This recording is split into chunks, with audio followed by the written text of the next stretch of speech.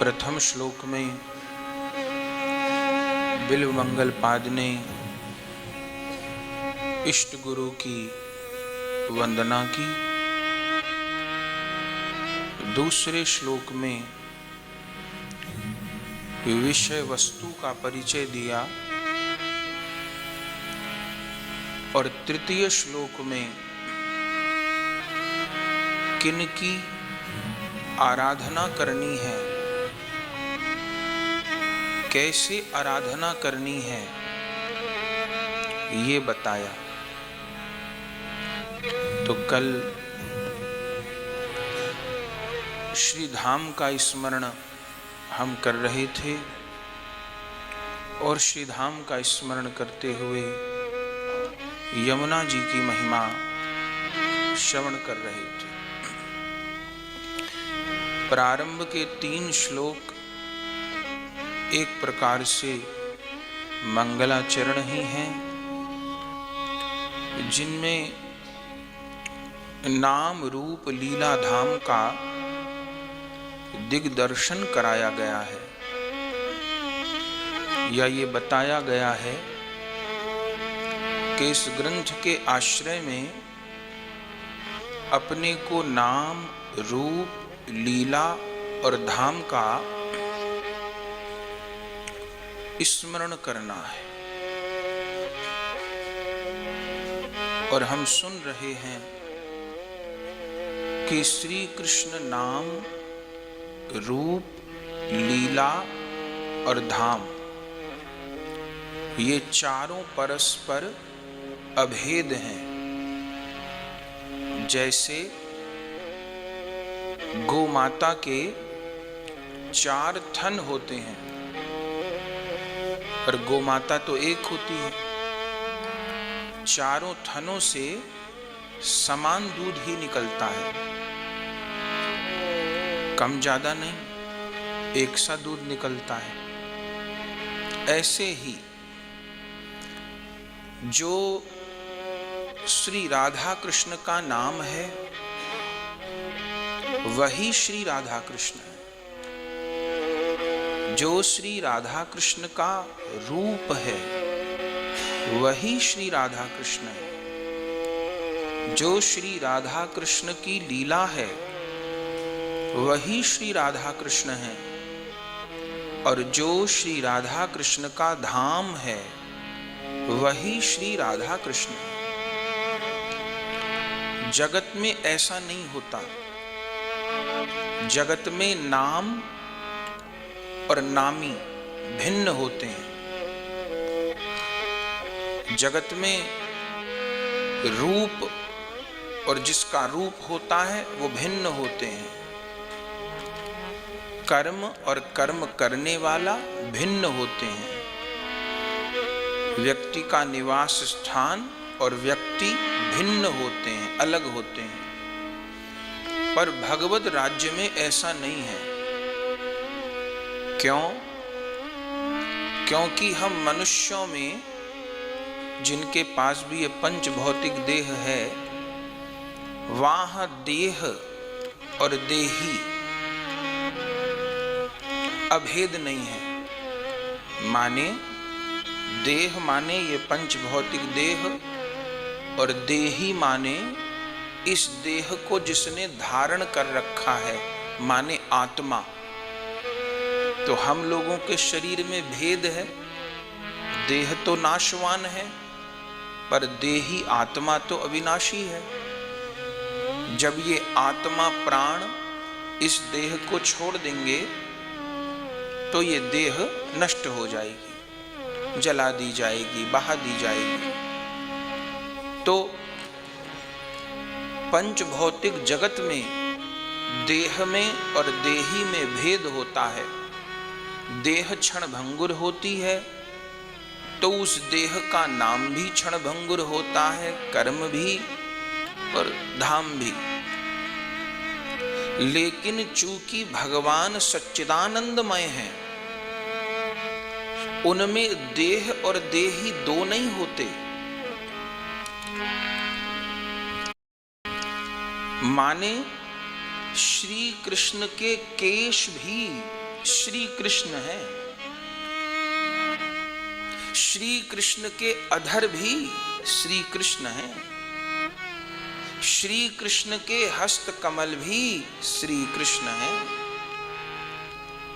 श्री कृष्ण के चरण भी श्री कृष्ण है। श्री कृष्ण का पीतांबर भी श्री कृष्ण है।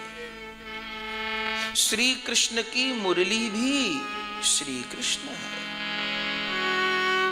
श्री कृष्ण का मुकुट भी, माला भी, करधनी भी, पैजनी भी, बुलाक भी, कुंडल भी, सब सच्चिदानंदमय।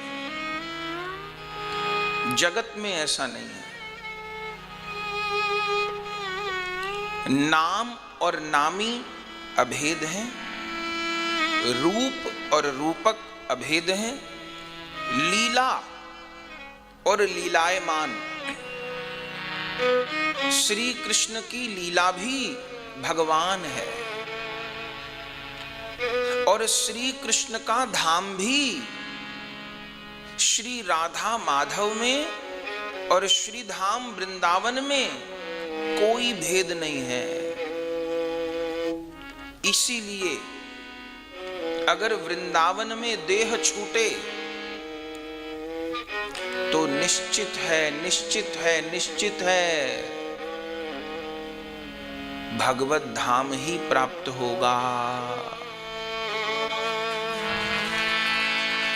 चूंकि धाम और धामी अभेद है, एक है, दो नहीं है। तो नाम रूप लीला धाम का दिग्दर्शन बिल्व मंगल पाद ने कराया। चारों का निरूपण हम लोगों ने श्रवण किया, लेकिन इन चारों में भी चारों एक हैं। पर अब ये देखना होगा कि इन चारों में हमें सुलभ क्या है, या ये कहिए कि सबसे अधिक दयालु कौन है इन चारों में। तो इन चारों में चारों एक हैं, पर इन चारों में सबसे अधिक दयालु नाम और धाम है। नाम और धाम। जब तक अंतःकरण मलिन है तब तक युगल के दिव्य रूप का प्रकाश नहीं होगा चित्त में। जब तक अंतःकरण मलिन है तब तक युगल लीला का अनुभव नहीं होगा। लेकिन मलिन अंतःकरण वाला व्यक्ति भी, कोई दुष्ट भी कृष्ण नाम, राधा नाम, राम नाम, हरि नाम ले सकता है। क्यों? क्योंकि नाम नामी से भी अधिक दयालु हैं। नाम नामी से भी अधिक दयालु हैं, अधिक दयालु हैं, अधिक सामर्थ्यवान हैं। भक्त लोग कहते हैं राम से बड़ा राम का नाम, अंत में निकला यह परिणाम। जिस सागर को बिना सेतु के लांघ सके ना राम, कूद गए हनुमान उसी को लेकर राम का नाम। राम से बड़ा राम का नाम, अंत में निकला यह परिणाम। नामी से भी अधिक समर्थवान, अधिक दयालु नाम है। तो चारों एक हैं। एक की कृपा प्राप्त कर लेने पर बाकी तीन की भी कृपा प्राप्त हो जाती है। लेकिन एक को मजबूती से पकड़ना होता है। हम कलयुगी जीवों की ये विवशता है कि हमको हर चीज प्रत्यक्ष चाहिए। तो श्री कृष्ण ने इस कली काल में सर्व सामर्थ्यवान अपने नाम को प्रकट किया।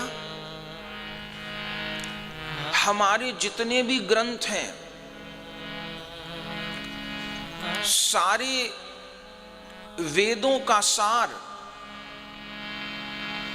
पुराणों में व्यक्त किया गया और समस्त पुराणों का सार 18वें पुराण श्रीमद् भागवत जी में कहा गया।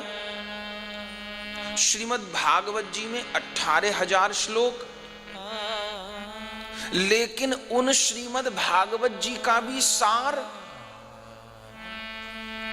भागवत जी के अंत में, बिल्कुल अंत में 18,000 श्लोक भागवत जी में, तो भागवत जी का अंतिम 18,000वां श्लोक कौन सा है?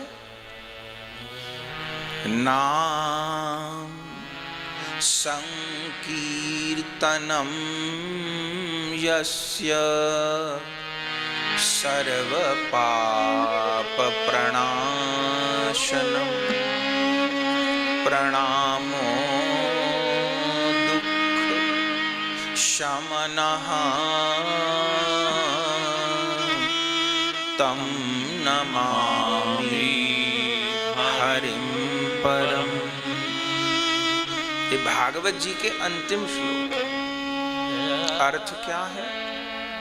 नाम संकीर्तनम यस्य सर्व पाप प्रणाशनम।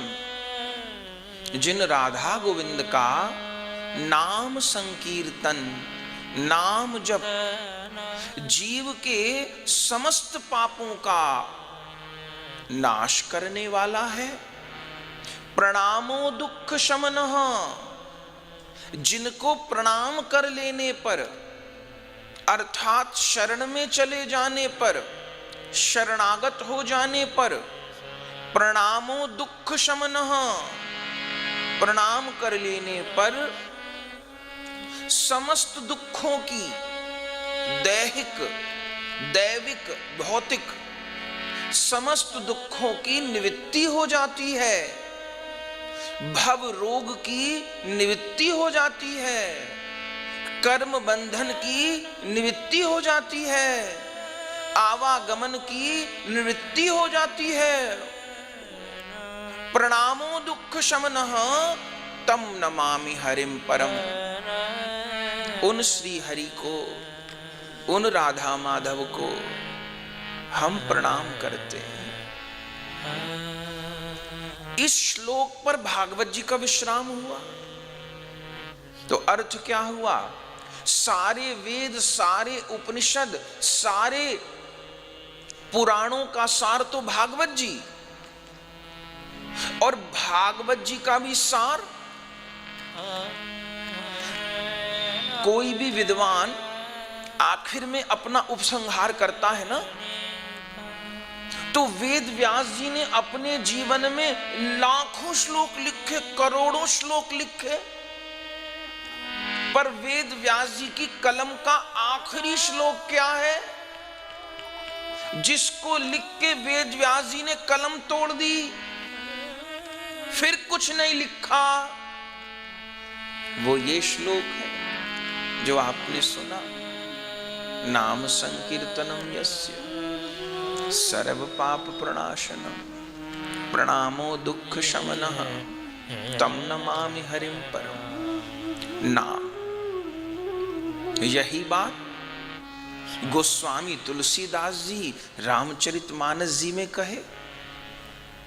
नाना पुराण निगमागम सम्मतम यत् रामायणे निगदितम कवचितन यतोपि स्वांता सुखाय तुलसी रघुनाथ गाता भाषा निबंध मंजुल मातनोति।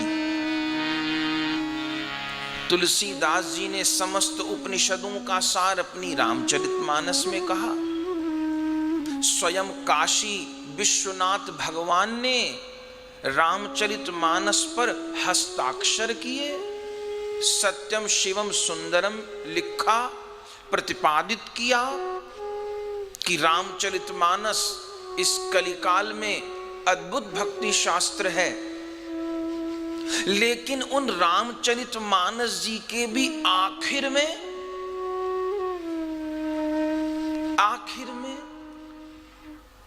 किसी ने तुलसीदास जी से कहा कि कोई सार बात आप बताइए। तब गोस्वामी तुलसीदास जी ने कहा कि पूरी रामचरितमानस ही सब ग्रंथों का सार है। बोले नहीं, बहुत बड़ी है, हम नहीं पढ़ पाएंगे। गोस्वामी जी ने कहा तो पूरी रामायण नहीं तो सुंदर कांड का पाठ कर लो, वो तो छोटे हैं। बोले नहीं, वो भी नहीं हो पाएंगे, 60 दोहे हैं, कुछ और कम। बोले तो अरण्य कांड का पाठ कर लो, और छोटे हैं। बोले वो भी नहीं, समय लगेगा। अच्छा तो बाल कांड के प्रारंभ में नाम वंदना का पाठ कर लो। नाम वंदना, वंदऊ नाम राम रघुवर को, हेतु कृसानु भानु हेम कर को। नहीं नहीं, वो भी अधिक है। तो नवधा भक्ति का पाठ कर लो अरण्य में से। नहीं, वो भी नहीं हो तो आखिर की 3 चौपाई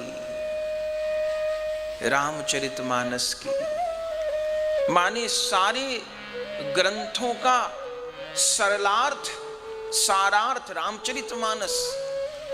पर उस रामचरितमानस के भी अंतिम पंक्तियां क्या है? राम ही सिमरिए गाइए, राम ही संतत सुनिया, राम गुण ग्राम ही ताहि भजहु मन, तज कुटी लाई, राम भजे गति के ही नहीं पाई। राम ही सिमरिए गाइए, राम ही संतत सुनिए, राम गुण ग्राम ही। इतने बड़े गुरु ग्रंथ साहिब, इतने बड़े गुरु ग्रंथ साहिब, 50,000 बार राम नाम आया, हजारों बार गोविंद नाम, गोपाल नाम। सिख गुरुओं की वाणियों का संकलन कबीर दास जी, नामदेव जी, सूरदास जी, त्रिलोचन जी, रैदास जी, इन सब महापुरुषों की वाणियों का संकलन ही तो श्री गुरु ग्रंथ साहिब है। उन गुरु ग्रंथ साहिब का भी अंतिम शब्द क्या है? मितर सखा सब छड़ गई, कोई ना निभयो साथ, नानक ऐसी विपद में एक टेक रघुनाथ। किसी ग्रंथ को उठा के देखिए, नाम और नाम और नाम। तो इस जगत में अपने को नाम सुलभ है, लेकिन उस नाम से रूप की, लीला की और धाम की प्राप्ति नहीं होती हमको। क्यों? क्योंकि नाम और नामी अभेद है, ये भरोसा नहीं हो पाता। नाम के प्रति जो ममता होनी चाहिए, जो आसक्ति होनी चाहिए, जो जप और कीर्तन में जैसी प्रवृत्ति होनी चाहिए, वो हो नहीं पाती। तो नाम से रूप का, रूप से लीला का, लीला से धाम का प्रकाश नहीं हो पाता।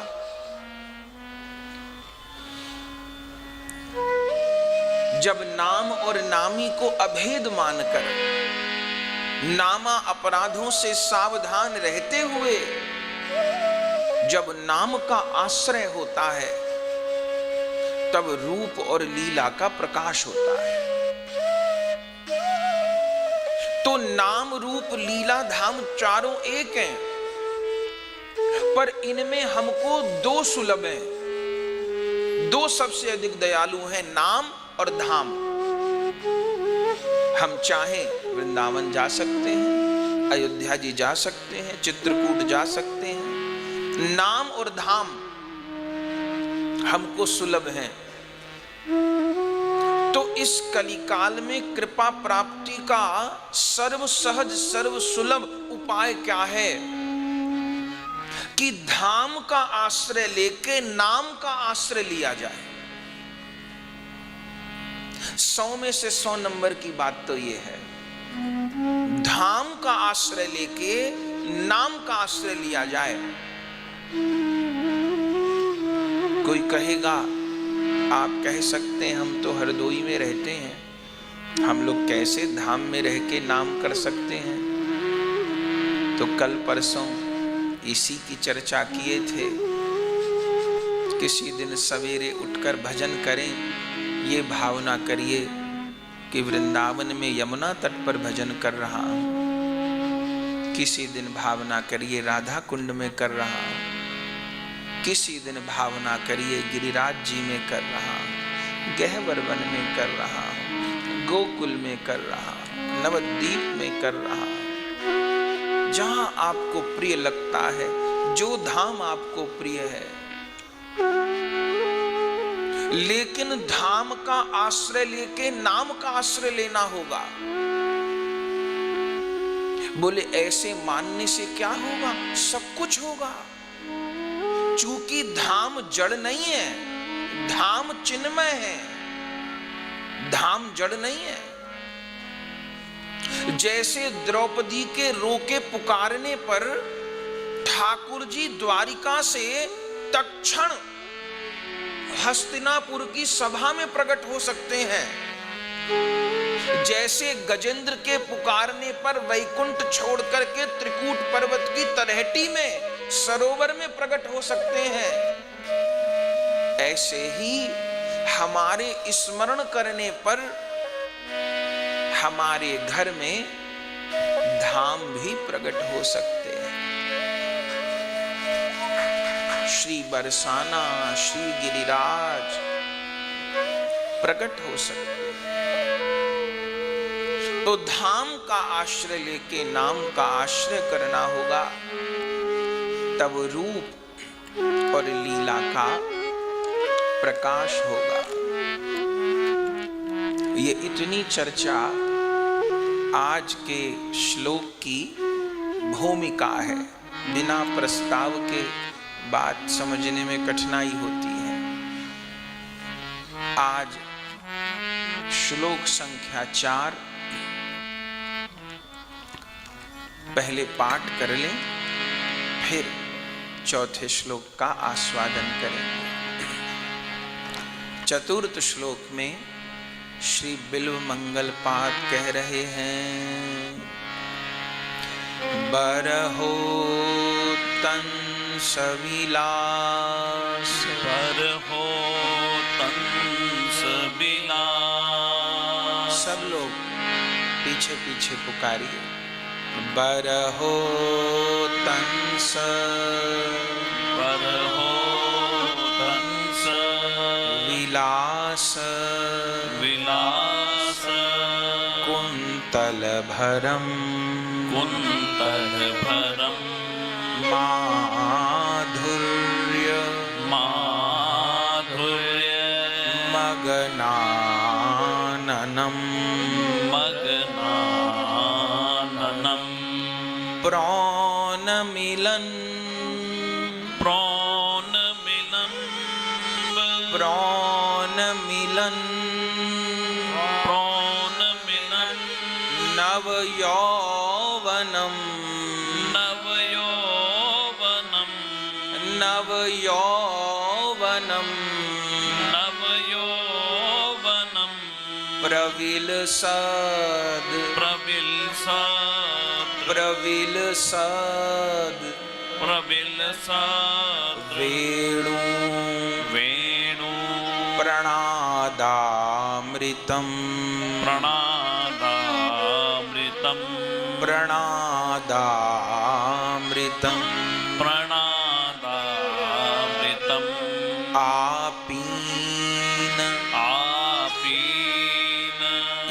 तना स्तन कुटमला कुटमला भिरभितो भिरभितो गोपी गोपी भिराराधितं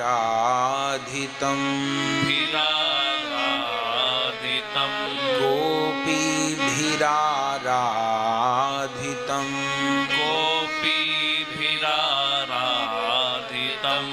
ज्योतिष ज्योतिष ज्योतिष ज्योतिष चेतसी चेतसि नश्चकास्तु नश्चकास्तु नश्चकास्तु नश्चकास्तु जगतामेका जगतामेका जगतामेका जगतामेका भिरामाद्भुतं माद्भुतं जगतामेका भिरामाद्भुतं जगतामेकाभिरामाद्भुतं बरहोत्तंस बरहोतं विलासकुन्तलभरं विलासकुन्तलभरं माधुर्यमगनाननं माधुर्यमगनाननं बलिहार। बहुत सुंदर श्लोक। चौथे श्लोक से लीला का प्रारंभ है। अभी सुना हमने नाम रूप लीला धाम एक हैं, उन चार में भी नाम और धाम सबसे अधिक दयालु हैं।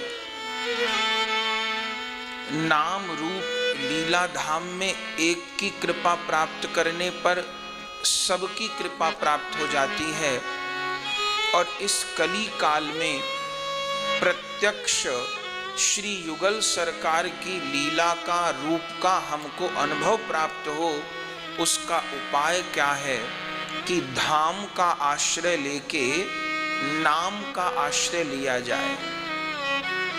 जब धाम का आश्रय लेके नाम का आश्रय लिया जाएगा तो लीला का प्रकाश होगा। आज लीला का प्रारंभ है और श्लोक की दूसरी पंक्ति बड़ी सुंदर है। प्रौन मिलन नवयौवनम प्रविलसत वेणु प्रणादामृतम।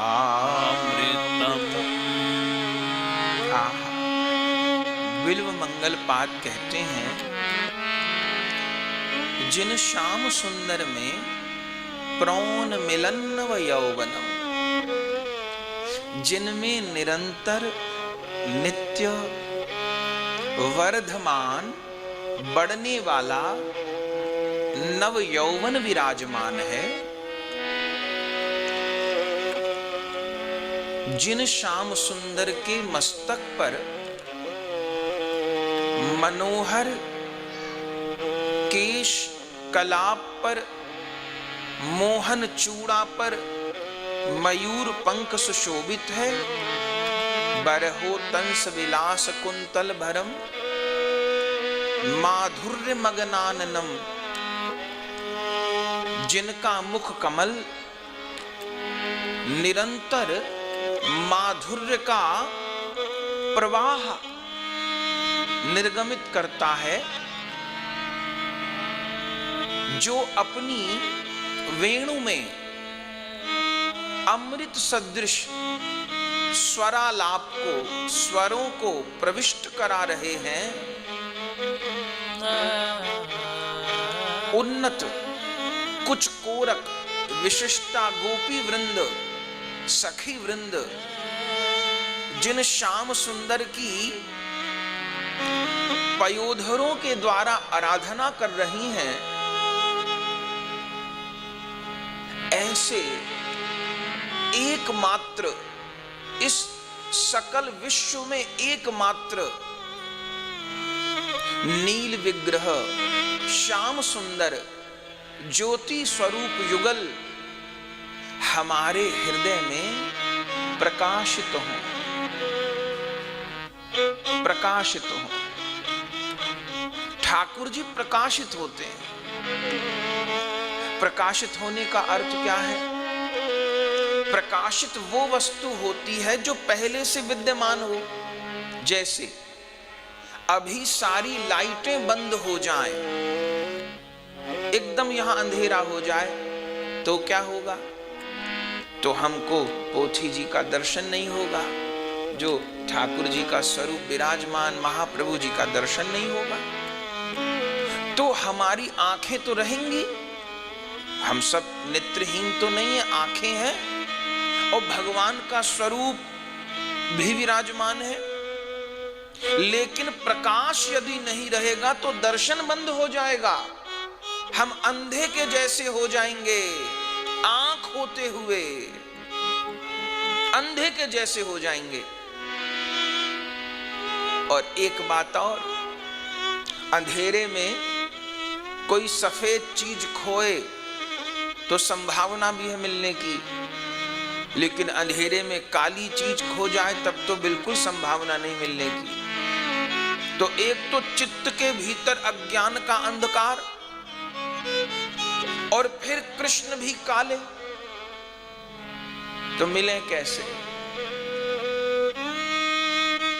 बिल्व मंगल पाद कहते हैं, ज्योतिष चेतसी नश्चकास्तु जगतामेकाभिरामाद्भुतम, वह अद्भुत ज्योति पुंज श्याम सुंदर प्रिया जी के संग मेरे चित्त में प्रकाशित हो। कैसे प्रकाशित होते हैं ठाकुर?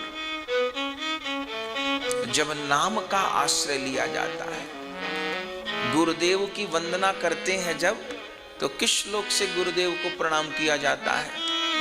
अज्ञान तिमिरानधस्य ज्ञाना अन्यन शलाकया चक्षुरुन्मीलितं येन तस्मै श्री गुरवे नमः।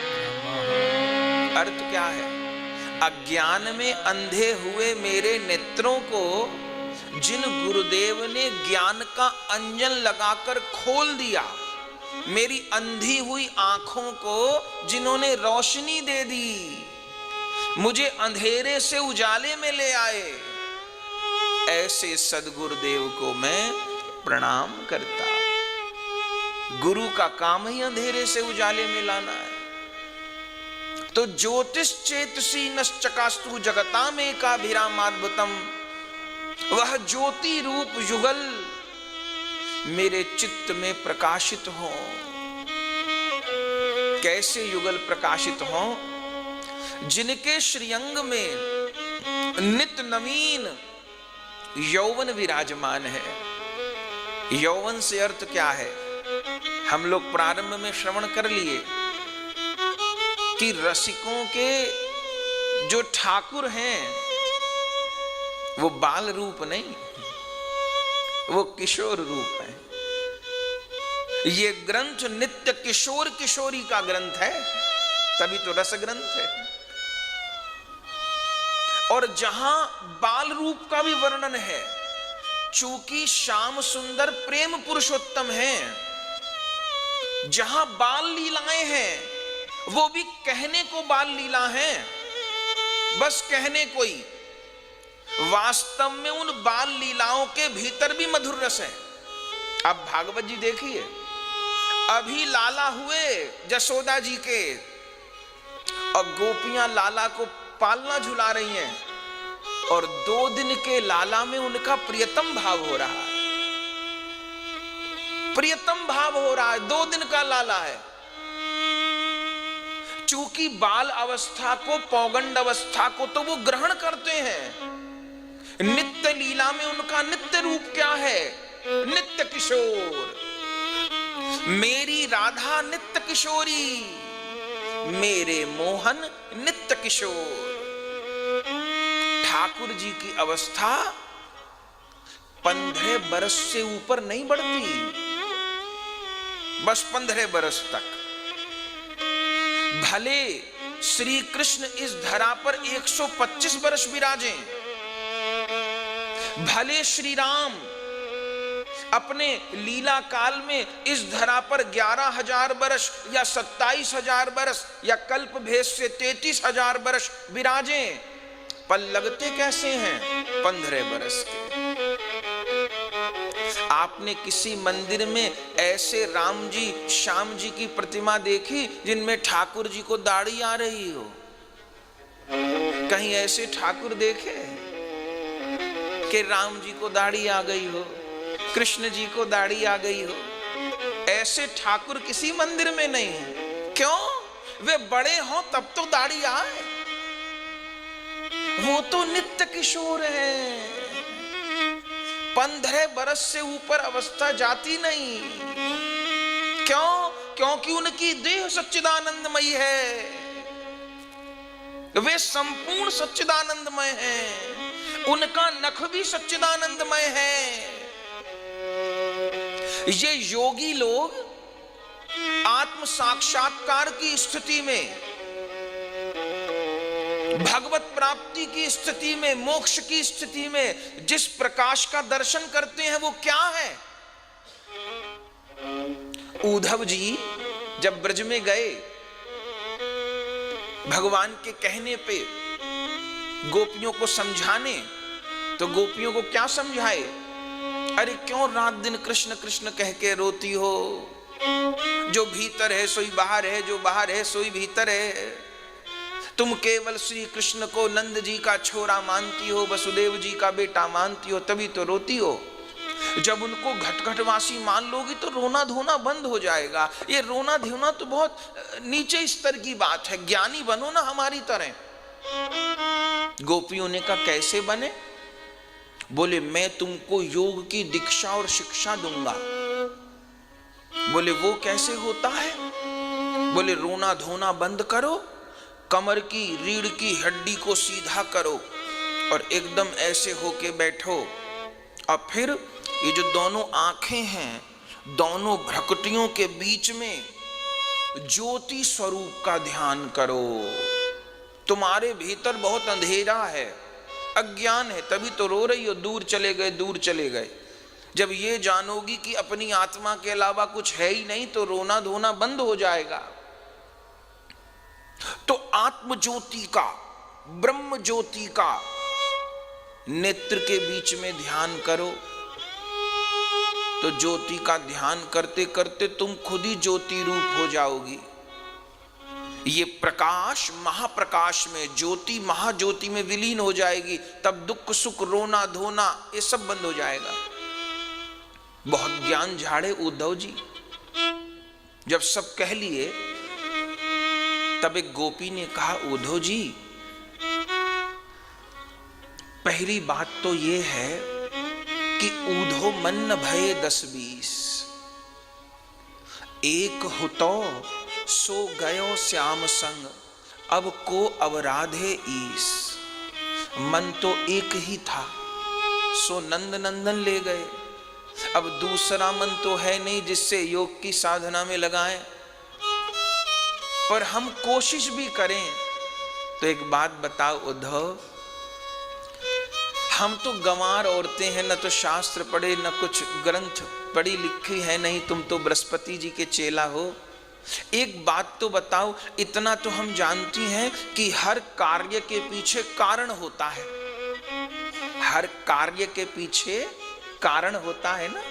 जैसे ये लकड़ी की चौकी कार्य है, तो इसके पीछे कारण क्या है? बोले लकड़ी की चौकी कैसे बनी? अपने आप तो नहीं बनी, बढ़ई ने बनाई। और बढ़ई ने किसी चीज से बनाई, तो किससे बनाई? लकड़ी से बनाई। तो लकड़ी कहां से आई? पेड़ से। तो इस चौकी के कारण कौन हो गए? पेड़ और बढ़ई। पेड़ हो गया उपादान कारण और बढ़ई हो गया निमित्त कारण। तो ये चौकी कार्य है, इसके कारण बढ़ई और पेड़ हैं। तो गोपियों ने कहा उद्धव जी बहुत पढ़ी लिखी तो नहीं, पर इतनी बात तो जानती हैं कि कार्य के पीछे कारण होता है। तो आपने कहा कि दोनों भ्रकटियों के बीच में ज्योति का ध्यान करो, तो ये तो बताओ पहले कि वो ज्योति आ कहां से रही है? वो ज्योति आ कहां से रही है? उद्धव जी का भी माथा चकरा गया कि ये तो मेरे गुरु भी पढ़ाना भूल गए मुझे, और ऐसा प्रश्न न तो मैंने अपने गुरु से पूछा न मुझसे किसी ने पूछा। इन गंवार औरतों ने गोबर उठाने वाली, चूल्हा चौका करने वाली पूछती हैं ज्योति कहां? और बात तो ठीक है कि कार्य के पीछे कारण उद्गम तो होगा ज्योति का। बहुत सोचे उद्धव, बहुत सोचे नहीं बता पाए। तब गोपियों ने कहा हम बताएं? बोले जानती हो तो बताओ। बोले जिस ज्योति का ध्यान करने के लिए उद्धव तुम कहते हो, जिस ज्योति में अनंत अनंत योगी ज्ञानी विलीन हो जाते हैं, वो ज्योति वो प्रकाश कहां से आ रहा है? बोले वह प्रकाश श्याम सुंदर के चरण कमल के अंगूठे के नख के कोने से निकल रहा है। वो प्रकाश श्री कृष्ण के चरण कमल के अंगूठे के नख के कोर से निकल रहा है। जिस प्रकाश में अनंत योगी आत्म साक्षात्कार करके विलीन हो रहे हैं, अनंत ज्ञानी विलीन हो रहे हैं। उद्धव तेरा पेट प्रकाश देख के भर जाता हो तो भरे, हमारा पेट प्रकाश देख के नहीं भरता। हमें तो वो चरण चाहिए जिनसे प्रकाश निकल रहा है, और वो चाहिए जिसके चरण है।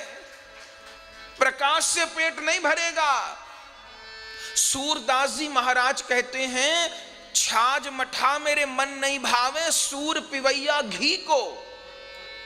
जिसका पेट कमजोर हो वो छाछ मठा पिए।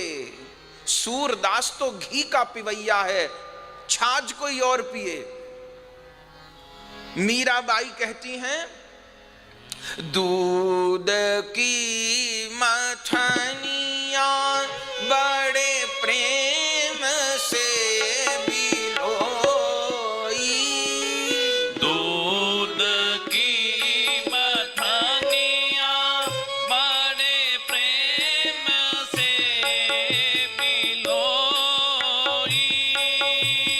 दूध की मथनिया बड़े प्रेम से बिलोई। दूध की मथनिया बड़े प्रेम से बिलोई। माखन में काढ़ लियो, माखन में काढ़ लियो। छाछ पियो कोई। माखन में काढ़ लियो, छाछ पियो कोई। मेरो तो गिरधर गोपाल, मेरो रो तो गिरधर गोपाल, दूसरो न कोई। दूसरो न कोई।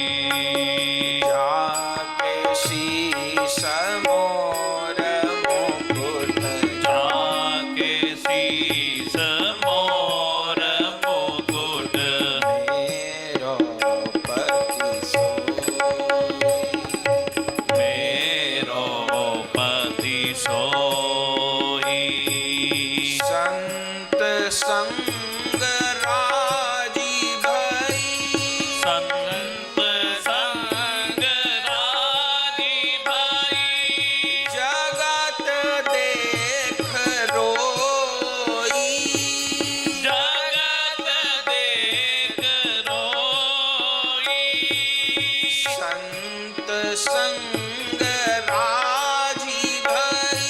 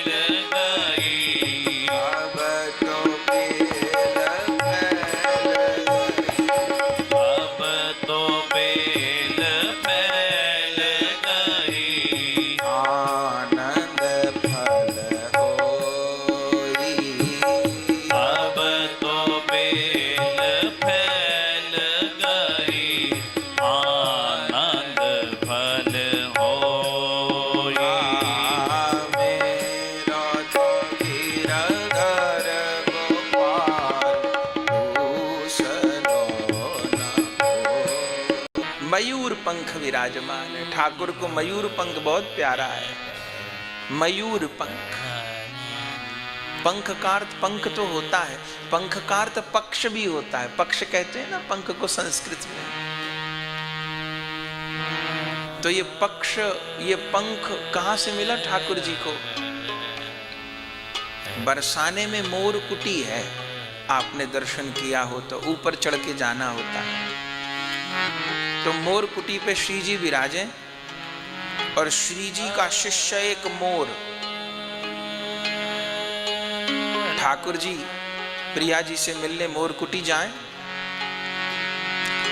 और नाना प्रकार प्रिया जी को मनाए रिझाएं। एक दिन ललिता जी ने कही, श्याम सुंदर आप पधारो यहां और श्री जी को रिझाओ। आज ये देखें तुम्हें नाचनो कितनो आए, आवे कि नहीं आवे। ऐसे कृष्णम वंदे जगत गुरुम, जगत गुरु तो श्री कृष्ण है, पर जगत गुरु श्री कृष्ण की भी गुरु राधिका है। श्री चैतन्य चरितामृत में स्वयं भगवान कहते हैं, राधिका आमार गुरु आमी शिष्य नट। राधा मेरी गुरु है। ठाकुर जी को बंशी कौन ने बजानी सिखाई? श्री जी। ठाकुर जी का मोर पंख अभी सुनेंगे। तो ललिता जी ने कहा कि आज नाच के रिझाओ। बोले अरे मेरे ते अच्छो कोई नाच सके? प्रिया जी और हमारी प्रतियोगिता है जाए आज।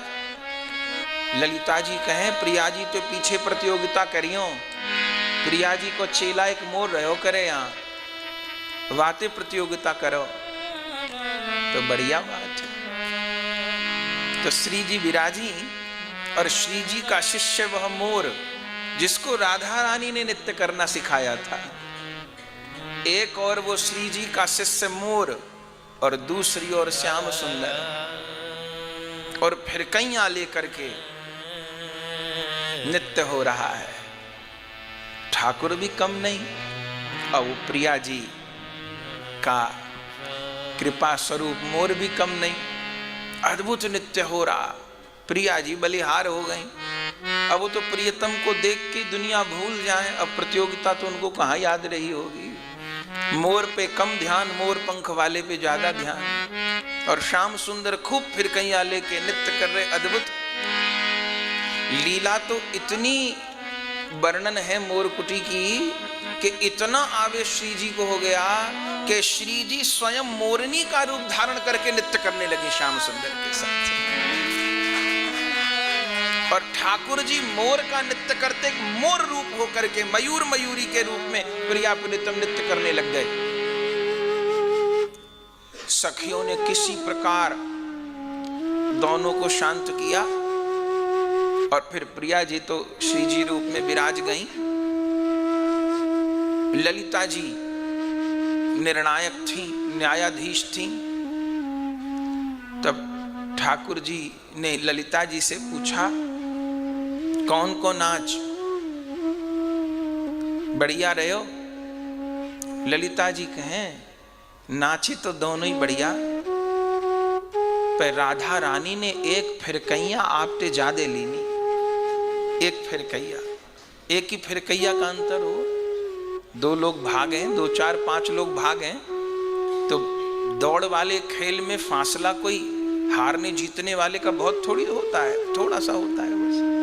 जो 2 नंबर पे होता है वो इतना ही पीछे रह जाता है, और जो 1 नंबर वो इतना ही आगे होता है। इतना ही कहना पर्याप्त होता है। बोले एक फिरकैया श्री जी ने ज्यादा ली तो ठाकुर जी का नेक मुख उदास हुआ। तब प्रिया जी ने अंकमाल प्रियतम को प्रदान की और वहीं पर मोर कुटी पर रास मंडल है, वहां पर दोनों प्रिया प्रियतम गरबैया देके विराजे। और तब वह प्रिया जी का जो लालित पालित मोर, उस मोर ने अपने पक्ष, अब प्रिया जी तो अपने प्रियतम के सुख में सुखी है ना, प्रियतम का मुख उदास हो उससे थोड़ी सुख है। तो नहीं नहीं प्यारे, मैं नहीं जीती, आप जीते हो, मैं थोड़ो जीती हूं, मैंने तो कम लई फिर कैया, आपने ज्यादा लई है। तो श्री जी का वो जो लालित पालित मोर मयूर उस समय परितोष के रूप में जीतने वाले को इनाम दिया जाए, इस रूप में राधा रानी के मोर ने अपने पंख अपने पक्ष श्री कृष्ण के चरणों में चढ़ाए हैं।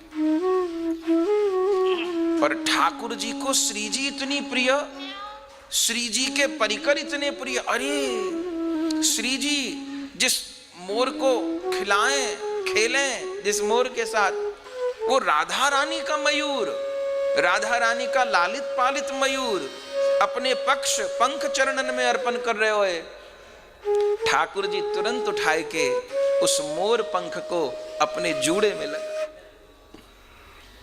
कहिए मोर पंखधारी भगवान की जय हो। तो वो मोर पंख भी राधा रानी का दिया भया है। और तब तो इतनी सुंदर आभा मोर पंख से हो जाए, तब तो कभी 5 मोर पंख के, कभी 7 मोर पंख के मोहन चूड़ा बना करके श्री जी ललिता जी अष्ट सखी ठाकुर जी के मुकुट में धारण कराएं, केश कलाप में धारण कराएं। और आप कृष्ण करणामृत का पाठ करें, पहले श्लोक से लेकर बिल्व मंगल पाद को मोर पंख कितना प्रिय है। कोई ऐसा श्लोक नहीं होगा शायद जिसमें ठाकुर जी को मोर पंखधारी न कहा हो। आप देखिए पहले ही श्लोक देखिए, शिक्षा गुरुश्च भगवान शिखी पिच्छ मौली। मोर पंख बहुत प्रिय उनको, बार बार शिखी पुच्छ मौली, शिखी पुच्छ मौली। आज भी श्लोक कहां से शुरू हुआ, बरहोत्तंस विलास कुंतल भरम माधुर्य मगनाननम। वो मोर पंख इतना प्रिय क्यों है? मोर पंख माने प्रिया जी, मोर पंख प्रिया जी को स्वरूप, हाथ में वेणु प्रिया जी को स्वरूप, वनमाल प्रिया जी को स्वरूप, पीतांबर प्रिया जी को स्वरूप। आप देखिए ना, प्रिया जी का अंग वर्ण क्या है? पीत। और श्याम सुंदर को अंग वर्ण नील। और आश्चर्य यह है कि श्याम सुंदर सदैव पीतांबर धारण करें और श्री जी सदैव नीलांबर धारण करें। क्यों? भक्त लोग तो कीर्तन करते हैं,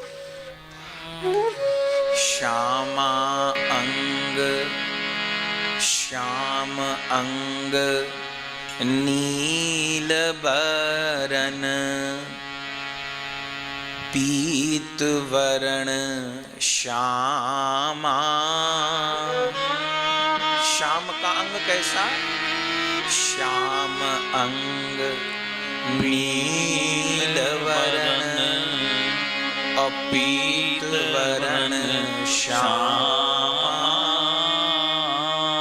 श्याम सुंदर का नील वर्ण है, प्रिया जी का पीत वर्ण है, इसलिए श्याम धारे पीरो पट और नीरो पट श्यामा। श्याम धारे पीरो पट नीलो पट श्यामा। श्री जी का अंग वर्ण पीला है, पीत है, श्याम सुंदर का नीला है। तो ठाकुर जी पीत वर्ण का पीतांबर क्यों धारण करते हैं? बोले कहने को पीतांबर है, एक से दो बने हैं, जो दो होकर एक ही है सो। जहां कृष्ण राधा तहां, जहां राधा तहां कृष्ण। न्यारे निमिष न होत दो, समझ करो यह प्रश्न। न्यारे निमिष न होत दो, समझ करो यह प्रश्न। अलग नहीं होते। तो फिर ठाकुर जी को गौचारण के लिए भी तो जाना है, सखाओं के संग भी तो जाना है, मैया बाबा के आगे भी तो जाना है, जसोदा मैया के गोद में भी तो बैठना है। और शास्त्र कहते हैं क्षण को दूर नहीं रह सकते दोनों।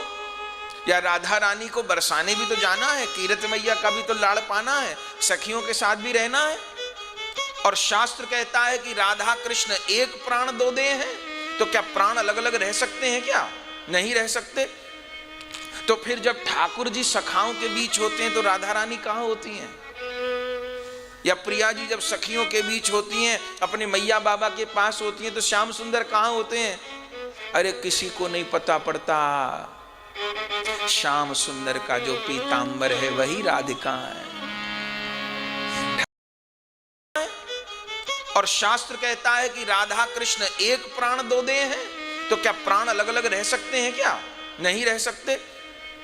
तो फिर जब ठाकुर जी सखाओं के बीच होते हैं तो राधा रानी कहां होती हैं? या प्रिया जी जब सखियों के बीच होती हैं, अपने मैया बाबा के पास होती हैं, तो श्याम सुंदर कहां होते हैं?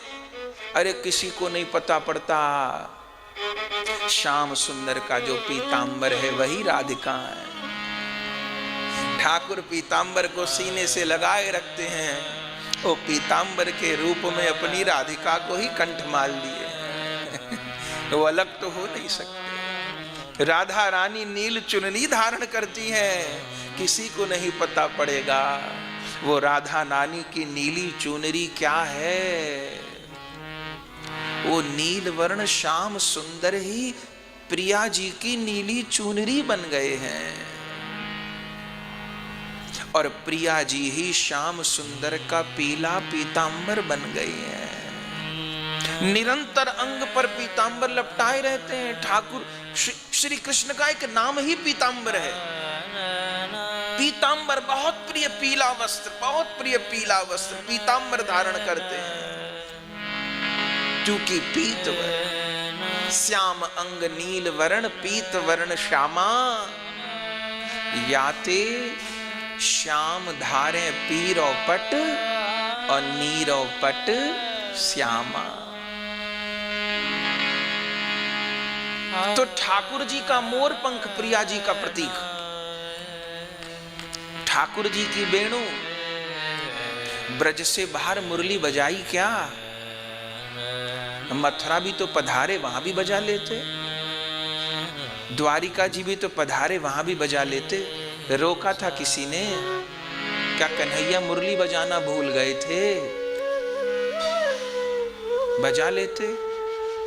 किसी ग्रंथ में लिखा है कि मुरली कभी मथुरा में बजी, कभी द्वारिका में बजी। चलो कोई ये कहेगा कि ठाकुर जी जब ब्रज से मथुरा पधारे तो मुरली बनमाल लकुटी श्री जी को दे गए, तो मुरली तो श्री जी की, तो दूसरी मुरली लेते। कोई वादक हो, बजाना जानता हो तो साज, किसी भी साज को, पर नहीं। क्यों? किसी ने श्याम सुंदर से पूछा, जब ठाकुर जी मथुरा गए और ब्रजवासियों के विरह में व्याकुल होते, राधा राधा कह के रोते द्वारिका जी में, तो उद्धव जी कहते प्रभु को कि गोविंद तुम्हें तो वेणु बड़ी प्रिय है, कभी कभी वेणु बजा लिया करो, मैं तुम्हारे लिए वेणु ला दूंगा। वेणु बजाने से तुम्हारा मन थोड़ा। ठाकुर जी कहें उद्धव, ब्रज से बाहर भोजन में माखन को नाम मत ले, वाद्यन में वेणु को नाम मत ले। मेरो माखन ब्रज में ही छूट गए, मेरी वेणु ब्रज में ही छूट। वेणु जिसके लिए बजाऊं जब वो नहीं तो किसको सुनाऊं वेणु। तो श्याम सुंदर का मोर पखा प्रिया जी, श्याम सुंदर की वेणु प्रिया जी, श्याम सुंदर की वनमाल प्रिया जी, श्याम सुंदर का पीतांबर प्रिया जी। ऋग्वेद कहते हैं एक ज्योति बुद्वेधा राधा माधव रूपकम, एक ब्रह्म जो दो रूपों में दर्शन देती है साहब। एक से दो बने हैं जो, दो होकर एक ही है सो।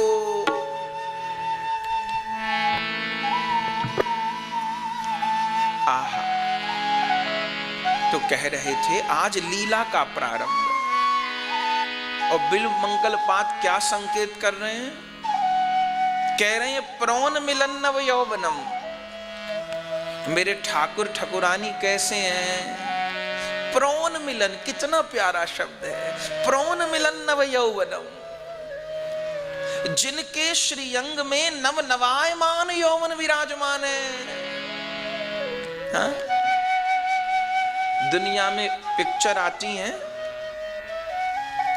10, 20, 30 साल बाद, कभी कोई सुपर हिट जोड़ी होती है, कभी कोई हम तो नाम नहीं जानते, पर लेकिन 10, 20, 30 साल बाद वो जो सुपर हिट जोड़ी थे वो बेचारे बूढ़े बुढ़िया हो जाते हैं।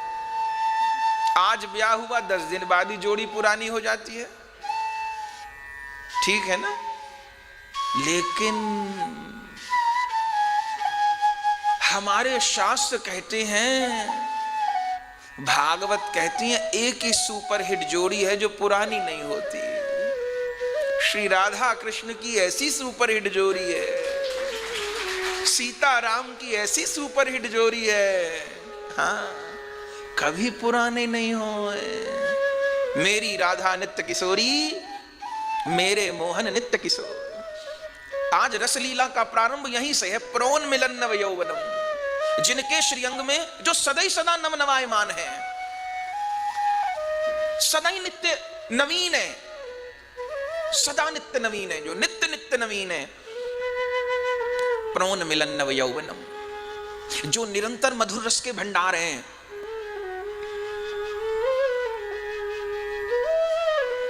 जिनमें निरंतर मिलन रस विराजमान है। ठाकुर जी को प्रकट होना श्री ब्रज में, नित्य गोलोक में प्रिया प्रीतम विराज रहे।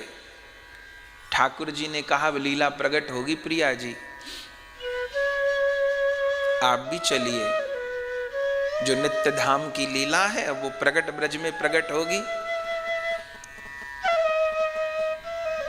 श्री जी ने कहा एक शर्त पे, क्या?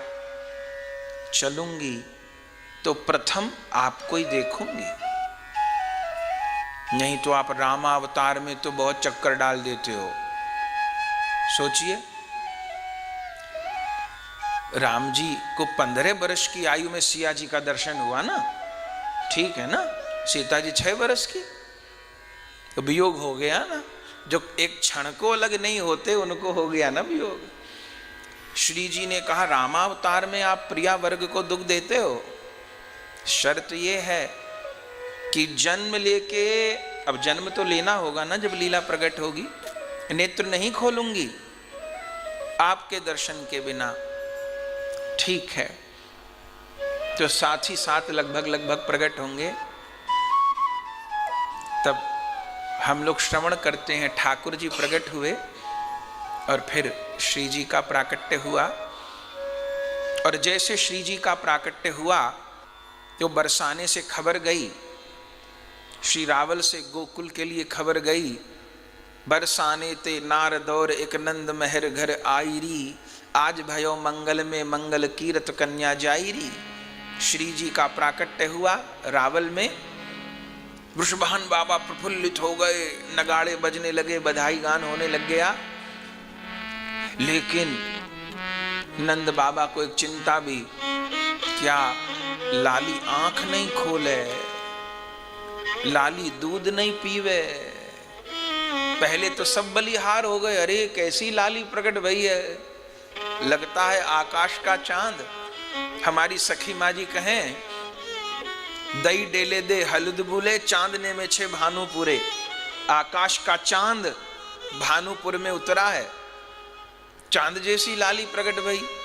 लेकिन उत्सव तो मना, लेकिन साथ साथ में वृषभान जी को पीड़ा भी, लाली नेत्र नहीं खोले, लाली दूध नहीं पिए। कभी कोई वेद आए, कभी कुल गुरु आए, बड़े परेशान हुए। आखिर में भागुरी मुनि जी को बुलाया, कुल गुरु जी को, महाराज देखो अद्भुत लाली ने जन्म लियो, मेरे दर्शन की तपस्या पूरी भई, मैंने कितने कितने कात्यायनी व्रत किए और आज लाली प्रकट भई पे आंख नहीं खोले। कोई कोई तो कहे कि आंधेरी लाली, अंधी लाली का जन्म भया है। भागुरी मुनि ने कहा, वृषभानु जी, अंधेरी लाली का जन्म नहीं भया। अरे तुम्हारे यहाँ तो सारी दुनिया को प्रेम दृष्टि देने वाली लाली का जन्म भया है, तो लाली नेत्र क्यों नहीं खोले? बोले जिसके लिए आई है उसी को देख के नेत्र खोलेगी। किसके लिए आई है? बोले थोड़े समय में पता चल जाएगा किसके लिए आई है। तभी खबर गई गोकुल नंद यशोदा जी के यहाँ, और जैसे पता चला, ओहो नंद यशोदा जी तो यशोदा जी लाला को गोद में लेके और नंद बाबा अपने सब भाइयों के साथ, यशोदा जी सब देवरानी जेठानी के साथ चाव लेके बधाई गाती भई। दरसाने बजी बधाई की रचने लाली जाई, सब नाचते गाते आए। और जैसे यशोदा जी लाला को लेके पहुंची, ये प्रौन मिलन नव यौवनम की व्याख्या है, जैसे पहुंची तो लाली को दर्शन कियो। यशोदा जी के मन में बड़ो गुमान। कहा बात को, अरे जैसो मेरो लाला ऐसा तो काऊ को बालक नहीं होएगा। ठाकुर जी 2-4 महीना के। यशोदा जी को चिंता हो गई। नंद जी कहे, देवी कहा बात की चिंता है? बोले महाराज मैं सोचूं लाला की बहू कहां से मिलेगी। नंद जी का, हे भगवान, अभी लंगोटी बांधनी तो सीखी नहीं, तेरे लाला ने बहू की चिंता हो गई तो। बोले महाराज ये सोचूं कि लाला के टक्कर की बहू होनी चाहिए ना, 19 नाय चलेगी, 19 नाय चाहिए मोए। नंद जी कहे, फिक्र मत करो, जैसे तुम मुझे 21 मिल गई, तुम्हारे लाला को भी कोई 21 मिल जाएगी। बोले नाय 19 नाय चलेगी, मुझे चिंता हो कहाँ जाए के ढूंढूंगी मेरे लाला की टक्कर की। अरे दुल्हन दुल्हे से ज्यादा सुंदर हो तो जोड़ी बने ना, और दुल्हे से कम तो नहीं बात बने। जोड़ी की महिमा यही है कि दुल्हन ज्यादा सुंदर हो, दुल्हा कुछ कम हो, पर यहां तो टक्कर की मिलनी भारी है, तो बड़ो गुमान। लेकिन रसिक जन कहें, जब लाला को गोद में लेके आई श्री रावल और प्रिया जी पालना में झूल रही, और जो देखो, अरे भाई वृषभानजू के रूप की निधान सुता, बाजत निशान धुन छाई चौकोंद में। देवता आकाश वृष्टि फूलन की करें ठाड़े, झूम ब्रजवासी जुरे भरे महामोद में। आए नंद राय ले बधाए संग निवास, नागरिया मिली रानी रानियों विनोद में। कीरति ने लली लेके दई गोद यशोदा के, और यशोदा ने लाला दियो कीर्ति की गोद। कीर्ति जी गोद में लाली देनो चाहे, यशोदा जी ने लाला कीर्ति जी की गोद में दे दिए, पर लाली को गोद में ले लियो। और जो गोद में लेके श्री जी को निहारो, सब भूल गई 19, 20, 21, 22, 23, 24। अपने संग बड़े बड़े सामान लाई, झगुली लाई, हसुली लाई, पैजनी लाई, कड़ूला लाई, करधनी लाई। पे सोचे कहा वारू भानु लली पे, यहाँ पे तो सभी कुछ तुच्छ है, कहा वारू लाली पे। कोई कीमती वस्तु तो वारी जाए ना, तुच्छ वस्तु कहा वारू। हर चीज तुच्छ लगने लगी श्री जी के आगे। तब रसिक लोग ब्रज के गाते हैं कि लाली को पालने में पड़ा दियो। सब सोच रही जशोदा कहा वारेंगी, कहा लामेंगी, कहा लामेंगी। लेकिन जशोदा जी को समझ आ गया कोई वस्तु नहीं है जो इन पे वारी जाए, तो आप जाने कहा वार दियो। बोले लाला को लाली पे वारे, लाला को लाली पे वारे, लाला को लाली पे वारे, लाला को लाली पे वारे। देवन को अचराजू पर पसारे। देवन को अचराज पसारे। हाँ लाला को लाली पे वारे। लाला को लाली पे वारे। हाँ भानु लली पे भई बलिहारे। भानु लली पे बलि बलिहारे। देख देख यशोदा की करनी कीरत रही लजाए। ओ देख देख जसोदा की करनी कीरत रही लजाए। देख देख यशोदा की करनी गोपी रही लजाए। देख देख जसोदा की करनी गोपी रही लजाए। पिया जी प्रगट भई बरसाने आए नंद यशोदा धाम। 1 मिनट भी नहीं बीता होगा और तुरंत कीरति जी ने देखा पालने की ओर। तो क्या देखा? जिन श्री जी ने जब से प्रकट भई नेत्र नहीं खोले, हाथ पांव नहीं चलाए, मुख नहीं खोला, किलकारी नहीं भरी, क्या देखा कि जैसे जसोदा जी ने लाला को पोढ़ायो तो जिनके लिए श्री जी आई हैं, देखो मेरे प्राण वल्लभ प्रभु मेरे निकट आए गए, तो झट राधा रानी ने अपने दोनों नेत्र खोल दिए। दोनों नेत्र झट खोल दिए। और नेत्र नहीं खोले केवल, जब कीरति मैया ने देखो तो कहा देखो, छोटा सा पालना और प्रिया प्रीतम एक दूसरे को हाथ पकड़े हैं। बोले भांडीर वन में ब्रह्मा जी पाणी ग्रहण जब करवाएंगे तब करवाएंगे, यहां तो पालने में पाणी ग्रहण लीला हो, पाणी ग्रहण हो गए। और जो कीरति जी ने देखो, अरे अरे यशोदा जी, अरे नंद रानी, अरे सब भागे भागे भागे भागे आए। और जो देखे पालना में प्रिया प्रीतम एक दूसरे के हाथ पकड़े, नंद यशोदा जी आए के दर्शन कर रहे, ओहो बलिहार बलिहार हो रहे। वृषभानु जी को तो दुगना आनंद। क्यों? कि जो लाली आंख नहीं खोल रही, पता पड़ गया कौन का इंतजार कर रही, एक दूसरे के हाथ पकड़ रहे, प्रिया प्रीतम प्रसन्न हो रहे। और उस समय क्या हुआ? अभी तक तो गोपी बधाई गा रहे, बधाई की बात थी, लाली प्रकट भई बधाई। लेकिन जैसे पालने में वहां पाणी ग्रहण भयो तो कहा भयो, बधाई तो बंद हो गई, अब बरना बरनी प्रारंभ हो गए, ब्याह के गीत प्रारंभ हो गए। और अब गोपी कहा गा रही हैं, देखो आज ब्रज धाम छटा छाई आनंद की। आज ब्रज धाम छटा छाई आनंद की। आज ब्रज धाम छटा छाई आनंद की। आज ब्रज धाम छटा छाई आनंद की।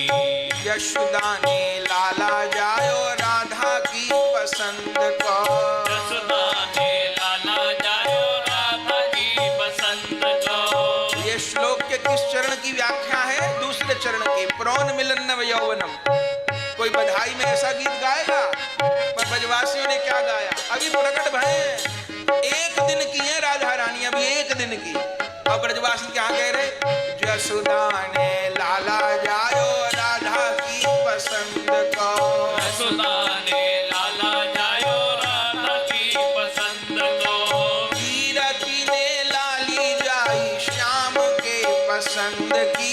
कीरति ने लाली जाई श्याम के पसंद की। कीरति ने लाली जाई श्याम के पसंद की। कीरति ने लाली जाई श्याम के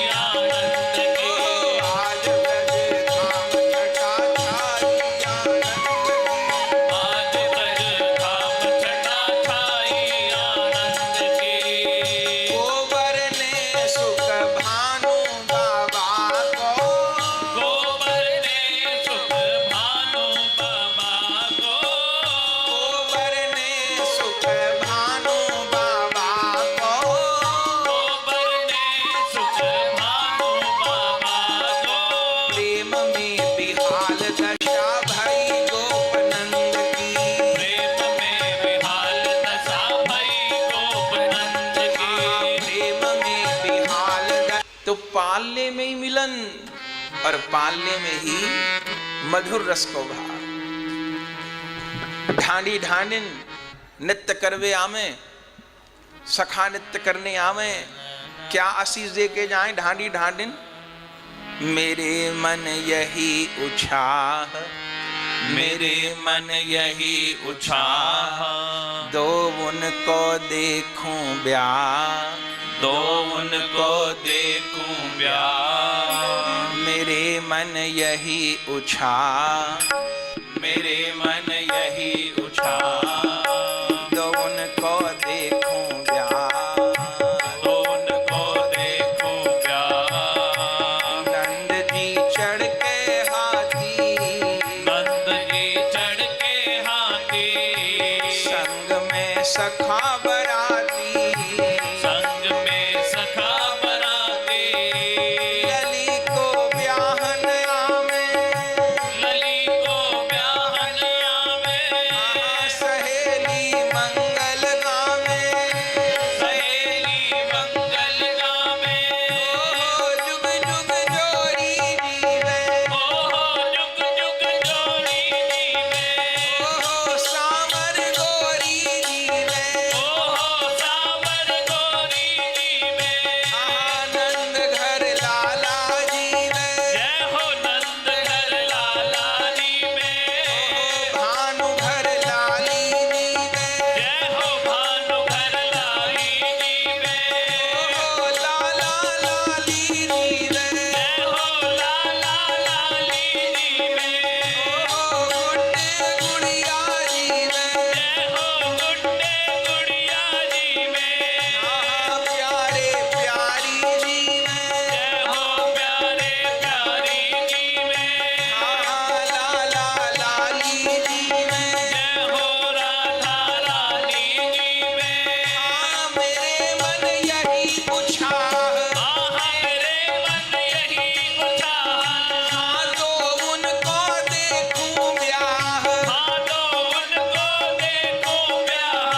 अरे सहेली मंगल गावो, जय हो सहेली मंगल गाओ, सहेली सगुन मनावो, जय हो सहेली सगुन मनाओ, बंधन वार बंधावो, जय हो बंधन वार बंधाओ, मंगल कलश भरावो, जय हो मंगल कलश धराओ, भवन में नाचो गावो, जय हो भवन में नाचो गाओ, लाड़ो को दुलराओ, जय हो लाड़ो को दुलराओ, लाली को दुलराओ, जय हो लाली को दुलराओ, सहेली सगुन मनाओ, जय हो सहेली सगुन मनाओ, जोरी हृदय बसाओ। आके बोलते हैं और बोलते क्या है, बोले हंसी तुत रात कहत मैया सो दुल्हन मोकू चाहिए। हंसी तुत रात, हंसी तुत रात कहत मैया को दुल्हन मोकू चाहिए, ललन की बातन पे बली जाइए।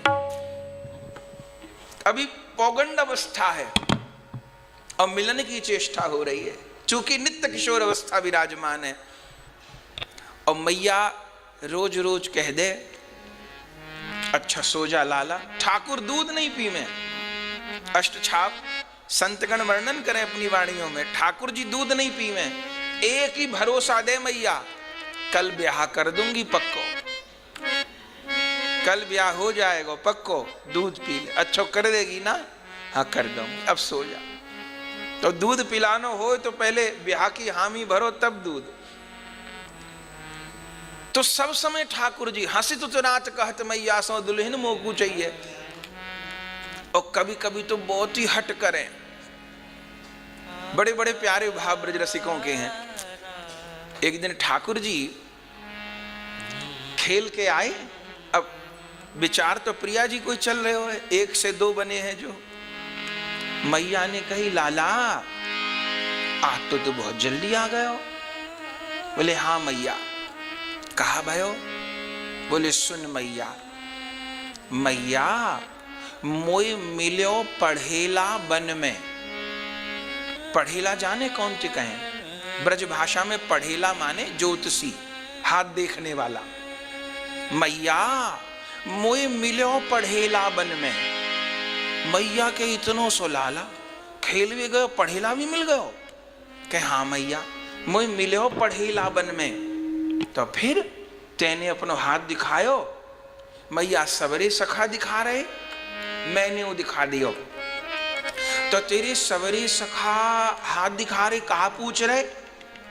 बोले मैया बड़े निर्लज्ज हैं। कहा पूछ रहे पढ़ेला से? सवरे सखा एक ही बात पूछ रहे, ब्याह कब होएगो, ब्याह कब होएगो, ब्याह कब हो।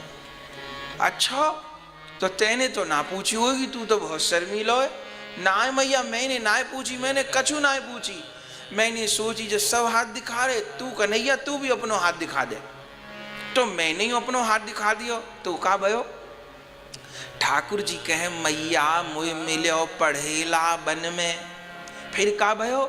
मेरो हाथ देख के बाके आनंद भर गयो मन में। मेरो हाथ देख के बाके आनंद भर गयो मन में।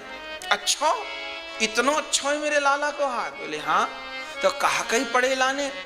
मैया मोते बोलो। अब देखो कैसे बात बना रहे, सीधे बात नहीं कह रहे। अब पहले क्या कह रहे? बोले मैया मोते पढ़ेला ने कही मात पिता की सेवा करी है और लायक सब गोपन में। मोते कही कन्हैया तू बड़ो होए के खूब मैया बाबा की सेवा करेगो। अच्छा और कहा कही सब गोपन में नाम कमावे। सब गोपन में सब में बड़ो गोप तू ही कहलाएगो। सब गोपन में नाम कमावे और रुचि पालन गोधन में। और गैया की सेवा में, गैया के पालन में बड़ी रुचि होएगी। अच्छा और कहा कही मैया लाज आवे।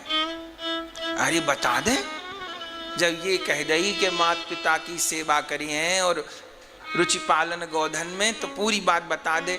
मैया मुकु लाज आवे। अरे बता दे शर्मीले, बता दे। मैया मुझे पढ़ो बिल पढ़ेला मन में। और कहा कही कहो। अरे आगे तो बोल। मैया कहो। अरे कहा कहो? अरे मैया कहो। बिना लंगोटी के तो पूरे नंद घवन की नंदगाम की परिक्रमा कर ले, तुझे लाज कहाँ से आई गई? मैया आज तो बहुत लाज की बात कह दई पढ़ेला ने। कहा कह दई? पढ़ेला ने कही कहो होएगो। अरे कहा होएगो? कहो हो। अरे मैया लाज आवे। अरे देवता बोल, नहीं तो मैं चली पे और काम नहीं घर में का। अच्छा मैया बोलूं? अपनो घूंघट दे दे, आंचल दे दे, ओट करके बोलूंगा। मैया ने ओट कर दे। अब बोल। मैया कहो होएगो। अरे कहा होएगो? तेरे चाचा की लाला होएगो। कहा होएगो? बोल तो सही आगे। अरे मैया मोकू लाज आवे। कहो होएगो। अच्छा कान में बोल दे। तब ठाकुर जी कान में आए के कहे मैया कहो। वाने कहा कहो? बोले कहो होएगो ब्याह बेगही। पढ़ेला ने कहो के ब्याह बेगी होएगो, जल्दी होएगो, ज्यादा समय नहीं है। कहो होएगो ब्याह बेगही। कैसे? बोले शुभ लक्षण है तन में। अब देखिए आई ना बिल मंगल पात की वाणी, प्रोन मिलन नव यौवन। अब कितने बरस के? 2.5 बरस के हैं। 2.5 बरस के भी नहीं है। गोकुल लीला 2.25 के होंगे। तो क्या कह रहे? कयो होएगो ब्याह बेगही। क्यों? बोले शुभ लक्षण है तन में। बड़े शुभ लक्षण है तन में। अच्छा तो इतनी बात बताई, कुछ आगे भी। मैया पढ़ेला ने कही है दूर में ससुराल नहीं होएगी, फिर आस पास ही होएगी। कितनी दूरी पे? पढ़ेला ने कही है निकट मिले ससुराल अनोखी। निकट ही मिलेगी। अब मैया भी भीतर भीतर जान नहीं है कहां को बात घुमानो चाहे, तो मैया भी अब आनंद ले रही है। ठाकुर जी कहें निकट मिले ससुराल अनोखी, ताकि मैया झट रावल का नाम ले दे, बरसाने का नाम ले दे। मैया भी मैया तो कहा कहीं पढ़ेला ने कही निकट मिले ससुराल अनोखी। मैया के अच्छा तब तो मैं समझ गई तेरो चिकसौली में ब्याह होएगा चंद्रावली के संग। ठाकुर जी कह रहे कौन कौन नाम ले दिया मोटी ढींगरी को, इतनी लंबी ठाड़ी मैं छोटो सा मलूक, वाकई मेरी जोड़ी कहाँ जमेगी। तो चिकसौली भी तो निकट ही नाय नाय मैया। तो फिर निकट मिले ससुराल अनोखी, निकट मिले एकदम निकट होएगी ससुराल। निकट मिले ससुराल अनोखी। अरे तब तो समझ गई, तब तो अब समझ गई, अब बिल्कुल ठीक। विशाखा के संग होएगा। अरे मैया कौन कौन नाम ले दियो, गूंगी बहरी को बोल लो नहीं जाने सुन। सोचे कहीं चिकसौली ना ब्याह दे मैया, ऊंचा गाम ना ब्याह दे, मुझे तो रावल की आशा है, बरसाने की आशा है। तो फिर तो रावल की ओर उंगली करके प्रभु कहें, बोले निकट मिले ससुराल अनोखी। कहां? बोले ऊंची पौर दक्षिण में। ऊंची पौर, जाकी ऊंची पौर है। अब ब्रज में सबसे ऊंची पौर कौन की है? सबसे ऊंचे पे मंदिर कौन को है? श्री जी को। बोले ऊंचे पौर दक्षिण में, दक्षिण दिशा में मेरा ब्याह होएगा। अच्छा बहू कैसी आएगी? बोले मैया पढ़ेला ने कही है बहू बहुत जोर की आवेगी, कहीं तेरी जैसी तो ना ही आवेगी। ना ही ना है मैया। कैसी बहू आवेगी? गोरी भोरी दुल्हन आवे, कैसी? लायक चाल चलन में, बड़ी सुंदर सीलवान गोरी भोरी दुल्हन आवेगी। मैया मुझे मिलो पढ़ेला बन में। चाचा श्री वृंदावन दास जी का पद है ये। आखिर में वृंदावन दास जी कहते हैं, वृंदावन हित मुदित जसोदा लाल भरो अंकन में। इतनी बात सुन के जसोदा जी की हंसी छूट गई। वृंदावन हित मुदित जसोदा लाल भरो अंकन में, मैया मोए मिलो पढ़ेला